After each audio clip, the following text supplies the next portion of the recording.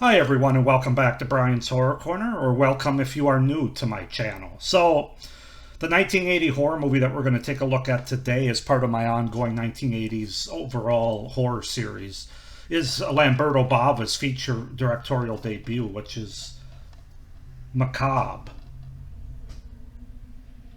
which I have the Anchor Bay edition here. Sorry about the lighting with this. I'm in a new setup here, but Macabre from 1980, Lamberto Bava. So let's just go ahead and get into it. Macabre. I don't know if it's Macabre or just Macabre. I'm going to go with Macabre, I guess. It was Macabro in Italy. And it was Frozen Terror when it was released in the United States, so this got three different names. But Macabre is a 1980 Italian horror film directed by Lamberto Bava. It was released in the United States as The Frozen Terror on October 28th, 1983. So basically the movie starts with Jane Baker, a woman living in New Orleans, is carrying on an affair with a man, Fred, behind her husband's and children's backs. Her adolescent daughter, Lucy, suspects her mother is cheating on her father. Jane carries on trysts with Fred in an apartment she rents in a boarding house owned by Mrs. Duvall, whose blind adult son Robert also lives in the building. While Jane is meeting with Fred for sex, Lucy drowns her little brother Michael in the bathtub and stages it as an accident. When Jane receives news of the death over the phone, Fred offers to drive her home, but they crash into a guardrail en route. Fred is brutally killed in the accident, but Jane survives. A year later, Jane separates from her husband Leslie and moves in permanently at the Duvall's boarding house, which is managed by Robert alone, as his mother had died in the intervening year. On her first night in the boarding house, Robert offers to have Jane over for dinner, but she politely declines. Instead, she makes a shrine for Fred in the apartment and tends to an unseen item locked in the refrigerator freezer box. So yeah, that's the setup, the premise, the beginning for Macabre. From 1980. As far as the cast goes, we have Bernice Stagers as Jane Baker, Stanko Molnar as Robert Duvall, Veronica Zinni as Lucy Baker, Roberto Passi as Fred Kellerman, and Fernando Orlandi as Mr. Wells. So that's the setup, the premise, and the cast for the 1980 Lamberto Bava film Macabre. This movie's okay. I wasn't blown away by it. There are good things about it, which I'm going to get into here shortly, but I'll definitely be interested in seeing it on a second watch at some point in the future. But it wasn't my favorite 1980 movie. Let's put it that way. So starting with the pros, it's clear that this movie shows that Lamberto Bava has an eye for and a good flair for movie making. It definitely shows off some of his directing chops. For being his feature directorial debut especially, he does a great job with the atmosphere created and the camera work and overall style in this movie. I also think the performances are really solid by the main three here, particularly Bernice Stagers as Jane Baker, Stanko Molnar as Robert Duvall, and the young Veronica Zinni as Lucy Baker. I think all three of them do a really good job of sort of carrying on this mystery throughout the movie and portraying these characters really well and creepily in the case of a couple of them, especially with the physical acting here, I think is really good in this movie.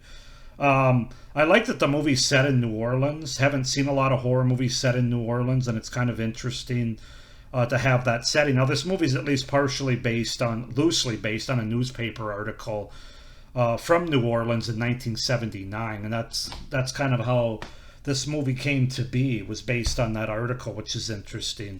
I think the score is really excellent throughout the movie. I think it really fits the tone and the mood of this movie, with having more suspenseful cues used during the tenser scenes in the movie, the kills and things like that.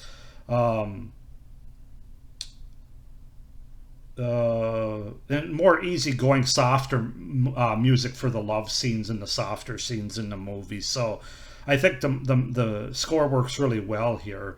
I like that they had one of their main characters be a blind character. You don't often see that in horror movies, and it really adds to the suspense and the tension to the movie like this, especially when they have us, as the audience, the viewer, see what's going on and experiencing the movie through the POV shot of that character. I think it really adds something to a tension-filled kind of thriller movie like this. So yeah, I thought that was good. And then, well, there isn't a lot of blood and gore. I thought the look of the severed head in this movie, spoiler alert, but I thought that was really well done and quite realistic, especially with some aged rotting that's taking place on the lower part of the severed head, so on the neck area. So that looked very convincing. So yeah, those are my pros for Macabre from 1980.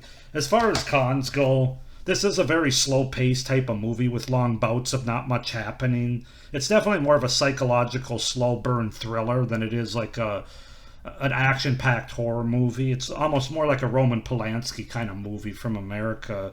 It definitely, to me, felt longer than the 90-minute runtime, and that's not really a good sign, because 90 minutes should be pretty free-flowing, but after some initial action, the first 10 minutes or so, there's about 40 minutes where not much happens. We're just, characters introduced and walking around a lot and stuff, and visitation by the former husband and daughter, and I don't know, man. I that's part of the problem, is none of those setups really led to that great of a payoff, in my opinion. Not as much as I wanted. So that was a con there.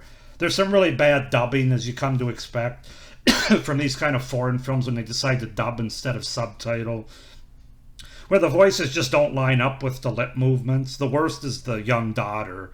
The voice of the young daughter was not played by a young girl. Let's just put it that way. It doesn't sound at all like a child. The final shot or twist of the movie, the last few seconds, it didn't really fit the rest of the movie in terms of the tone or what they were going for. It really seemed kind of silly and cheap and unnecessary, like so many horror movies did during that time, frankly. But especially in this one, it stood out as really not fitting at all. There's really no motivation provided for the daughter's actions or why she wanted her mom to be put away at the end, based on some of her actions or her involvement with her brother's drowning early in the movie. I could have used a little bit more there as far as motivation for that character. Now, I don't know if because her mom is sort of psychotic that we're supposed to believe the apple doesn't fall too far from the tree and the daughter's the same way, or if it's a case where she knew more than she let on with what her mom was doing, and so she was, but I don't really know why, unless she was seeking attention, why the brother thing would happen. If she just wanted her mom to pay for it, well, maybe there's a little bit there. I don't know. I don't know what the motivations are. If somebody else knows that's seen this movie, maybe it's just based on interpretation. But I could have used a little bit more motivation for that daughter character of Lucy Baker. So that was a big miss for me. Kind of knew what was in the freezer halfway through the movie, so the mystery kind of stalled a little bit there after about an hour. The mystery was solved way before the end, and we're basically, as viewers, just waiting for others in the movie to find it out for themselves, what we already know, and that's not great when you're doing like a mystery thriller horror movie. So yeah, those are some things that stuck out to me in a negative way for Macabre here from 1980. Again, Lamberto Bava, the performances and the score, the thing that really saved this movie and definitely earned it at least a second watch for me, for my collection. But overall, guys, I'm going to give this movie a 6.5 out of 10. I didn't think it was magnificent or anything. It's funny, I've actually watched a lot of reviews online, and just about every one of them seemed to really like this movie. So I don't know if they saw something that I didn't. But it didn't work that well for me, other than the positives that I talked about there. So 6.5 out of 10 for Macabre from 1980, the Lamberto Bava film. Go ahead and comment down below what you guys think of this movie. Am I being too hard on it? Do you like it more than I do? Less? Why or why not?